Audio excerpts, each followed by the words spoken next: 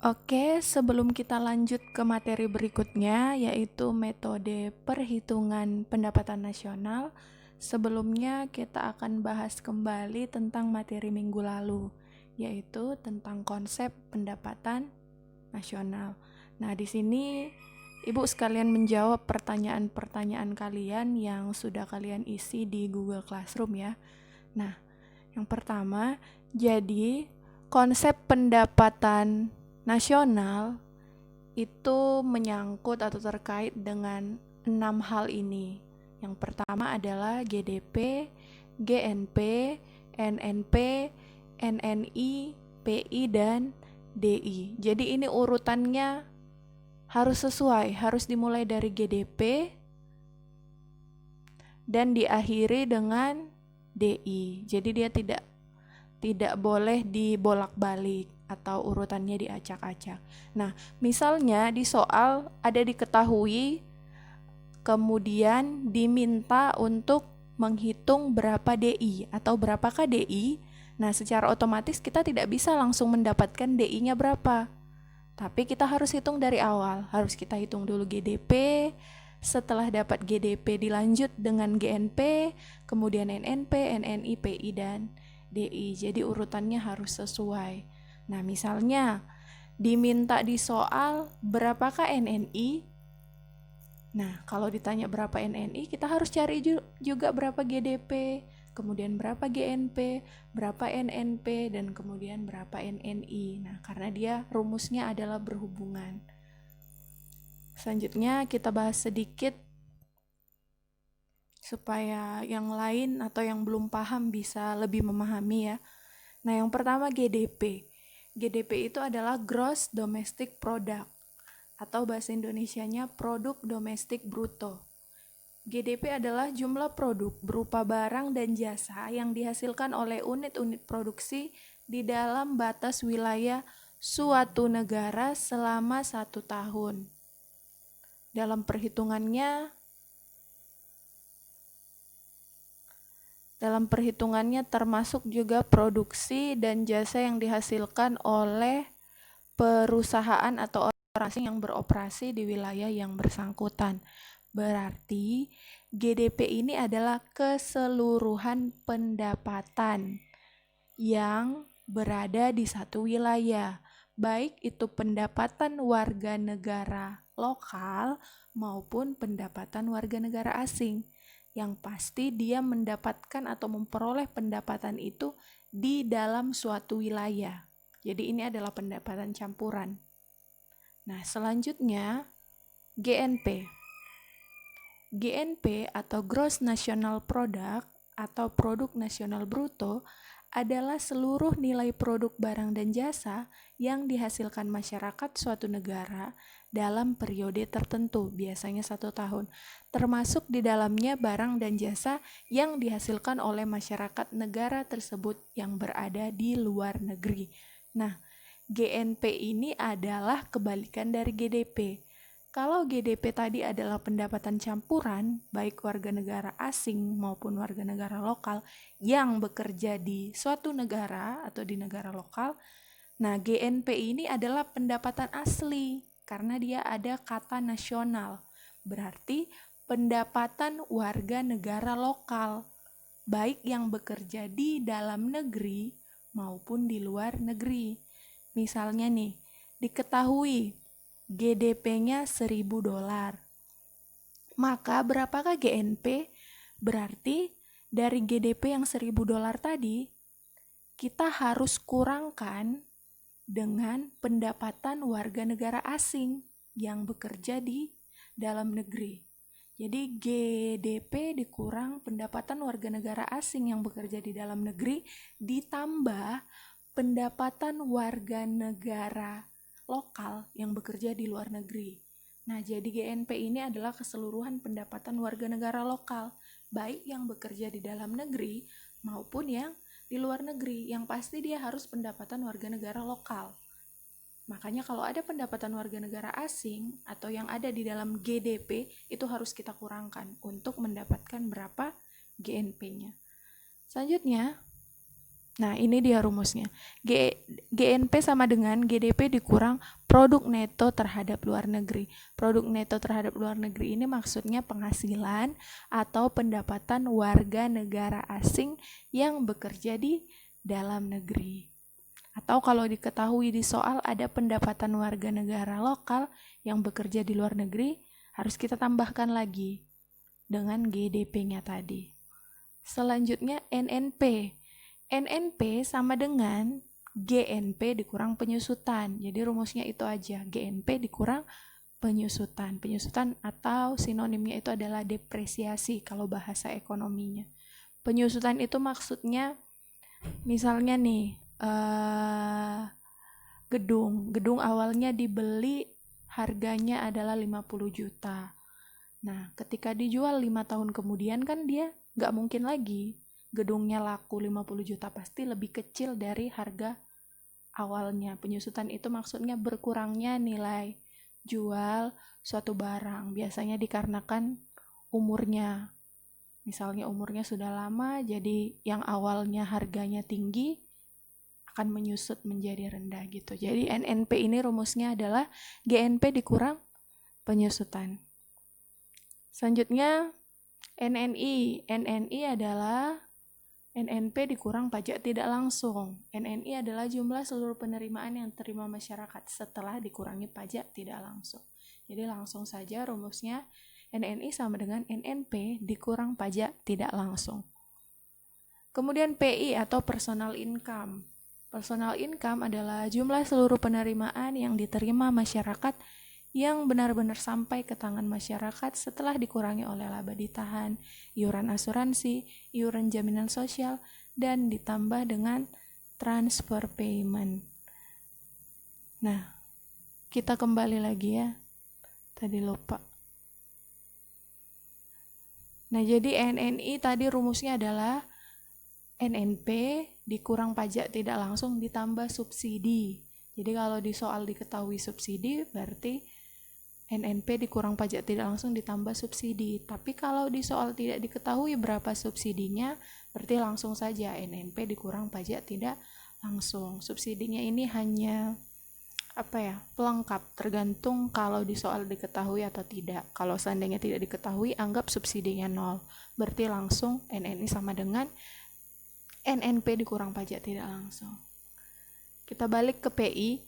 PI rumusnya adalah NNI ditambah transfer payment dikurang hasil penjumlahan dari laba ditahan ditambah iuran asuransi ditambah iuran sosial. Nah, jadi di video ibu yang minggu lalu ini maaf ya ada kesalahan. Jadi rumusnya PI itu adalah NNI ditambah transfer payment dikurang hasil penjumlahan laba ditahan ditambah iuran asuransi ditambah iuran jaminan sosial. Jadi kalau minggu lalu itu ibu salahnya di sini.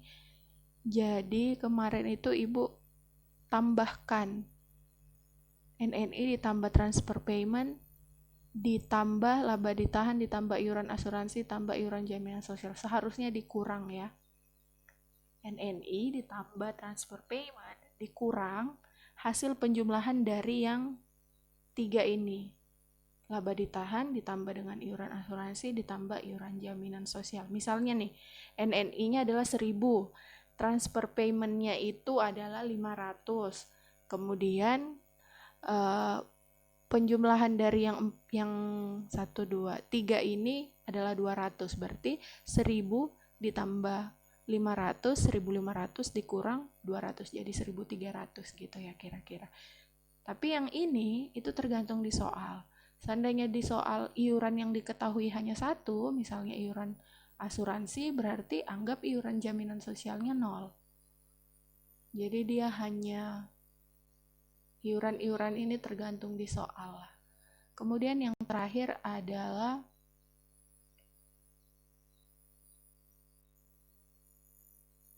ini juga di soal terkadang ada muncul pajak perseroan atau pajak perusahaan. Jadi pajak perseroan atau perusahaan itu juga ditambah di sini. Ditambah laba ditahan, tambah iuran asuransi, tambah iuran jaminan sosial, ditambah pajak perusahaan atau perseroan. Jadi tergantung di soal ya. Kalau di soal yang diketahui hanya di laba ditahan dan pajak perusahaan berarti langsung saja laba ditahan ditambah pajak perusahaan. Kalau di soal diketahui juga iuran-iuran, berarti tambahkan juga iuran-iuran. Jadi tergantung yang diketahui di soal. Yang pasti hasil penjumlahannya ini harus dikurangkan dengan NNI ditambah transfer payment. Dan yang terakhir adalah DI atau disposable income. Ini adalah pendapatan yang diterima masyarakat yang sudah siap dibelanjakan oleh penerimanya. Rumusnya adalah DI sama dengan PI dikurang pajak langsung. PI didapat dari yang sebelumnya, kemudian dikurang dengan pajak langsung. Jadi itulah kira-kira penjelasan tentang materi kita minggu lalu. Jadi kalau misalnya ada yang belum terlalu paham tentang konsep pendapatan nasional ini, nanti Ibu akan coba berikan satu lagi soal untuk kalian kerjakan untuk mengecek apakah kalian memang sudah benar-benar paham. Oke, setelah ini kita akan lanjut ke materi berikutnya, yaitu menghitung metode perhitungan pendapatan nasional. Nah, di sini ada Ibu sediakan soal untuk menghitung berapa. Nah, ini abaikan aja ya. Jadi yang harus dihitung adalah dari awal berapa GDP-nya, berapa GNP-nya, kemudian NNP, NNI, PI, dan DI. Nah, diketahui di soal GDP-nya sudah diketahui ya. Jadi kita tidak perlu lagi menghitung GDP. GDP ini berarti sudah di sini pendapatan warga negara asing yang bekerja di dalam negeri dan juga ditambah dengan pendapatan warga negara lokal. Nah, GDP-nya jadi tidak perlu dicari. Yang perlu dicari adalah GNP, NNP, NNI, PI, dan DI. Oke, selamat mengerjakan. Kita lanjut ke materi berikutnya, yaitu metode perhitungan pendapatan nasional. Nah, metode perhitungan pendapatan nasional berarti di sini adalah cara menghitung pendapatan nasional. Ada berapa metodenya? Jadi untuk menghitung pendapatan nasional dia menggunakan 3 metode. Yang pertama adalah metode produksi, kemudian ada metode pendapatan, dan ada juga pengeluaran. Yang pertama kita masuk ke metode produksi. Produksi yaitu nilai barang dan jasa yang diproduksi di suatu negara dalam 1 tahun dengan cara menjumlahkan value added tiap proses produksi. Rumusnya itu Y sama dengan, Y di sini adalah rumus dari pendapatan nasional. Pendapatan nasional simbolnya Y. Y sama dengan P1 dikali Q1, kemudian P2 dikali Q2, P3 dikali Q3, sampai ke barang produksi terakhir yaitu PN dikali QN. Keterangannya di sini, Y sama dengan pendapatan nasional atau GDP, G ya. Q1, Q berarti quantity atau kuantitas, berarti jumlah. Jumlah barang ke 1, P1, P yaitu price atau harga, berarti harga barang ke 1. Berarti rumusnya ini adalah Y sama dengan jumlah barang ke 1 dikali harga barang ke 1 ditambah jumlah barang kedua dikali harga barang kedua, hingga pada akhirnya adalah jumlah barang ke N atau barang akhir dikali harga barang ke N. Dalam pendekatan produksi ini, yang dimaksud itu yaitu kita menghitung produk secara neto atau jumlah produk secara bersih, yaitu nilai tambah yang diciptakan dalam suatu proses produksi. Nilai tambah di sini maksudnya adalah nilai output atau barang yang sudah siap dijual dikurang dengan nilai input atau nilai awalnya atau barang mentahnya. Pendekatan ini dilakukan dengan cara menjumlahkan nilai tambah yang diciptakan pada setiap proses produksi. Jadi kalau proses produksi dia dimulai dari awal masih barang mentah sampai akhirnya barang yang siap untuk dijual atau dipasarkan. Nah, di sini komponen usaha atau produksi. Jadi dia ada beberapa sektor yang berhubungan dengan sektor produksi, ada sektor pertanian, peternakan, kehutanan, perikanan, pertambangan, penggalian, industri pengolahan, listrik, gas dan air minum, bangunan, perdagangan, hotel dan restoran, pengangkutan dan komunikasi, bank dan lembaga keuangan lainnya, sewa rumah, pemerintahan dan pertahanan, dan sektor jasa. Nah, inilah sektor ekonomi yang digunakan untuk menghitung metode produksi. Contoh soal, di sini ada tahap produksi. Tahap produksi berarti mulai dari tahap awal sampai ke akhirnya. Yang pertama perkebunan kapas, barang inputnya yaitu kapas mentah. Nilai penjualan 50, nilai tambah 50. Nah, jadi soalnya ini sampai di sini sebenarnya.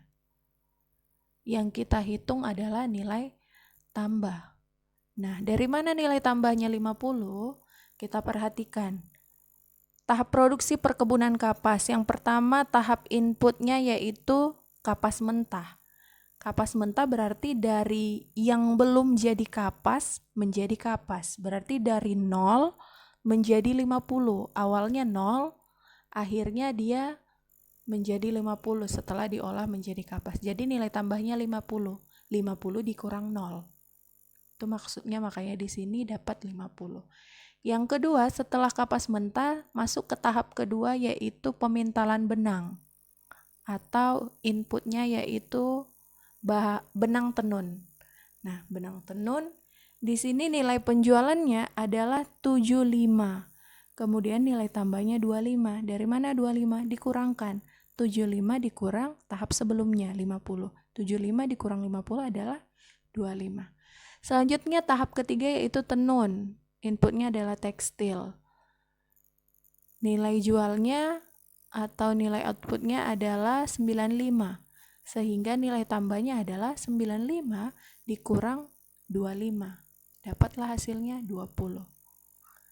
Kemudian tahap keempat, tahap jahit konveksi atau barangnya itu adalah kemeja. Nilai jualnya atau nilai outputnya 120. Nilai tambahnya 25. Dari mana 25? Nah, 25 didapat dari 120 dikurang 95, hasilnya 25. Dan tahap terakhir yaitu department store atau pedagang atau eceran, artinya barangnya sudah siap untuk dipasarkan atau dijual.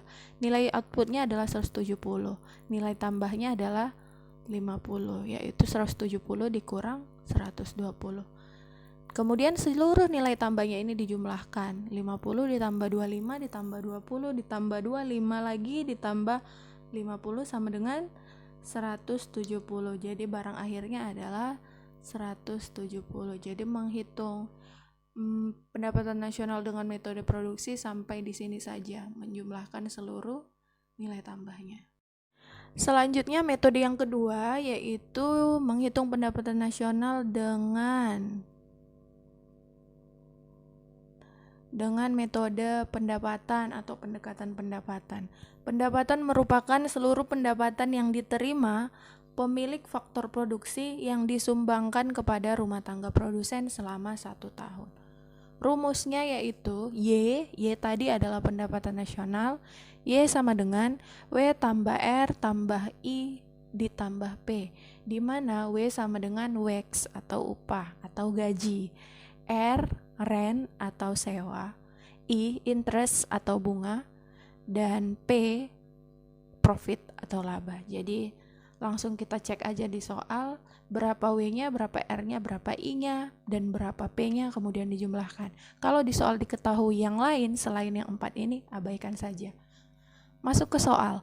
Data yang dimiliki untuk perhitungan pendapatan nasional suatu negara adalah government expenditure atau pengeluaran pemerintah 110, 500, WEX, dan seterusnya. Nah, berdasarkan data di atas, maka berapa pendapatan nasional dengan pendekatan pendapatan? Apa tadi rumusnya? Y sama dengan W tambah R tambah I tambah P. Berarti di sini Y sama dengan W-nya mana? W $85.000 ditambah R ditambah $90.000 ditambah I $75.200 dan ditambah dengan P $90.000. Nah, Coba kalian kerjakan dan hitung sendiri di buku catatan. Metode terakhir yaitu metode pengeluaran.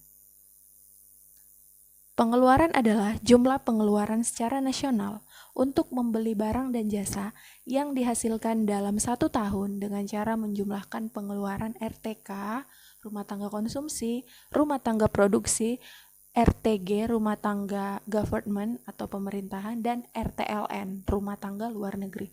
Rumusnya adalah Y sama dengan C tambah G tambah I tambah hasil pengurangan dari X dikurang M, di mana Y tadi adalah pendapatan nasional, C konsumsi, G government atau pengeluaran pemerintah, I investment atau investasi, X ekspor, M impor. Nah, sudah diketahui keterangannya, kita lanjut ke soal. Nah, di sini ada soal tentang menghitung pendapatan nasional dengan menggunakan metode pengeluaran. Data yang dimiliki untuk perhitungan pendapatan nasional suatu negara adalah sebagai berikut. Yang diminta adalah kita menghitung besarnya pendapatan nasional dengan pendekatan pengeluaran. Kita kembali ke rumus, Y sama dengan C tambah G tambah C. Itu memang di soal tidak ada C atau konsumsi, tapi kita bisa baca di soal ada society expenditure atau pengeluaran sosial. Berarti konsumsinya adalah ini ya. Nah, C 240-400 ditambah G berarti pengeluaran pemerintah 110.500 ditambah I investment ditambah 120.000 ditambah X kurang M ditambah hasil pengurangan ekspor 45.200 dikurang impor 40.000 berarti 5.200. Kemudian dijumlahkan, itulah hasilnya untuk mendapatkan pendapatan nasional dengan metode pengeluaran. Silahkan kerjakan di buku catatan kalian juga. Oke, jadi itulah kira-kira materi kita hari ini tentang menghitung pendapatan nasional dengan 3 metode. Yang pertama tadi metode produksi, metode pendapatan, dan metode pengeluaran. Jika sudah paham, silahkan klik paham. Jika belum, silahkan klik belum paham dan isi pertanyaanmu, nanti akan Ibu jawab. Kemudian tuliskan semua materi yang kita bahas hari ini termasuk latihan soalnya ke dalam buku catatan dan kerjakan soal-soal latihan.